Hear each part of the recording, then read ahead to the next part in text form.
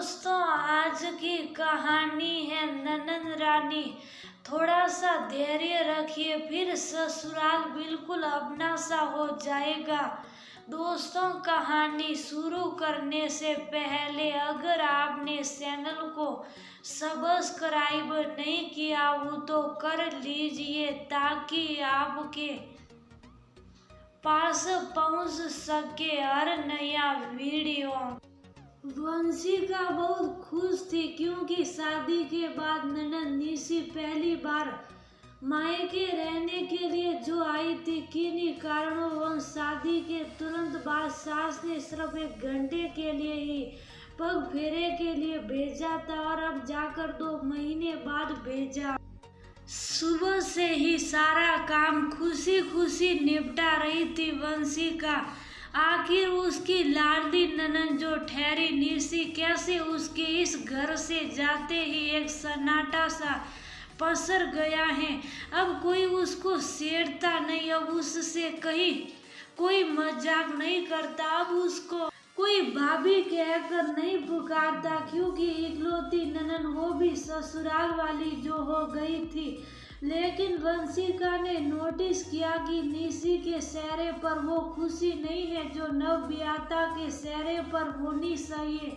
निशी खा पीकर गीता के पास कमरे में आराम करने चली गई थी और वंशिका भी सोच रही थी कि वो भी जल्दी जल्दी सारा काम निपटा ले और लाडली ननद से 2-4 दिन की बातें बोल बतिया ले, क्योंकि बड़ी मुश्किलों से 2-4 दिनों के लिए ही तो भेजा था ससुराल वालों ने। खैर वंशिका जल्दी से सारा काम समेट कर 3 कप में बढ़िया सी चाय बनाकर पहुंच गई गीता के कमरे में। दोनों माँ बेटी आपस में हिल मिलकर बात कर रही थी, लेकिन वंशिका के पहुंचते ही निशी एकदम से चुप हो गई।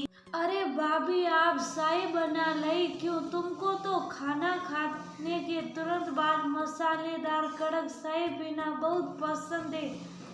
हाँ भाभी, पसंद है नहीं बल्कि पसंद थी, निशी ठंडी सांस भरकर बोली। थी से क्या मतलब, मेरी ननद रानी शादी के बाद इतने अपनी पसंद को तिला जली दे दी। वंशिका ने दुलार कर उसको पास घसीट लिया। कुछ नहीं भाभी, ये कहते हुए निशी की आंखों के कोर गीले हो गए। वंशिका समझ गई कि जरूर कोई बात है जो निशी उससे छुपा रही है। कितनी सयानी हो गई मेरी ननद रानी, जो शादी से पहले जब तक सारी बातें दुनिया जान के अपनी भाभी को बता नहीं लेती थी, वो अपनी बातें भाभी से छुपाना भी सीख गई है। वंशिका ने दुलार कर पूछा। भाभी और निशी वंशिका के गले लगकर फपक पड़ी। निशी मोहित से करीब 8 साल छोटी थी और वंशिका उसको बिल्कुल अपनी बेटी की ही तरह मानती। मुझसे नहीं बताओगी कि क्या बात है? मम्मी जी, आप भी बताइए कि आखिर क्या बात है। मुझको अपनी उदास ननद रानी बिल्कुल भी अच्छी नहीं लग रही है। वंशिका ने टूड़ी पकड़कर निशी का चेहरा ऊपर उठाते हुए कहा। भाभी, वहाँ सब कुछ बहुत अच्छा है, लेकिन उस घर में मैं अपनी मर्जी से कुछ भी खा पी नहीं सकती। भंडार घर की चाबी मम्मी जी के कमर में लगी रहती है, सिर्फ जरूरत भर का ही सामान निकाल कर देती हैं और खाना खाने के बाद मैंने चाय पीने की इच्छा जाहिर की तो मम्मी जी एकदम से बिफर उठी। खाना खाने के बाद चाय कौन पीता है? क्या मैं गैस बनाती है? ये मायके की आदतें मायके में ही छोड़ दो, इसी में भलाई है। निशी की आंखें सलसला उठी। मेरी प्यारी सी गुड़िया रानी, हो सकता है कि उनको चाय पीना ना पसंद हो। हाँ भाभी, ये बात तो है, उनको चाय बिल्कुल पसंद नहीं, लेकिन भाभी मैंने इस घर में कभी किसी सामान में ताला लगा नहीं देखा, तो मुझको जरा सी चीज मांगते मम्मी जी भी से बिल्कुल भी अच्छा नहीं लगता। ननद रानी बस थोड़े दिन धैर्य रखिए, सब कुछ अच्छा हो जाएगा।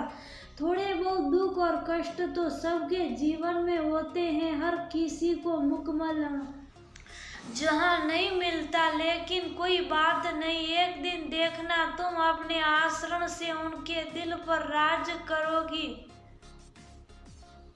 अभी नया नया मामला है तो इसलिए वो अपने असुरक्षित महसूस करती होगी कि कहीं उनके हाथों से उनकी गद्दी छीन ना जाए। वंशिका मुस्कुराते हुए बोली, मैं सही कह रही हूँ ना मम्मी जी?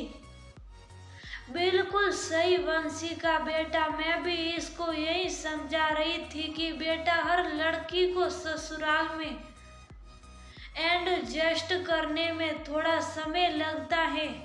शुरू में थोड़ी दुख परेशानी तो हर लड़की को ससुराल में रसने बसने में होती है, लेकिन मम्मी जी मुझको तो यहाँ पर कभी कोई कष्ट नहीं हुआ। वंशिका खुश होकर बोली,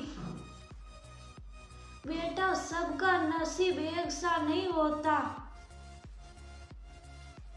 सौभाग्यशाली थी तुम, क्योंकि जब मैं इस घर में ब्याह कर आई तो मुझको बहुत से दुख तकलीफों का सामना करना पड़ा, लेकिन मैंने तभी मन में ठान लिया था कि अगर भगवान ने मुझको बेटा दिया और मेरे बहू आई तो उसको पलकों पर बिठा कर रखूंगी। जो मैंने सहा वो अपनी बहू को तो बिल्कुल भी सहने नहीं दूंगी। गीता जी की आंखों में आंसू झिलमिल कर रहे थे। मम्मी जी और वंशिका गीता के सीने से लग गई। बस मेरी ननद रानी अब समझ गई ना कि थोड़ा सा धैर्य, थोड़ा सा प्यार, थोड़ा सा अपनापन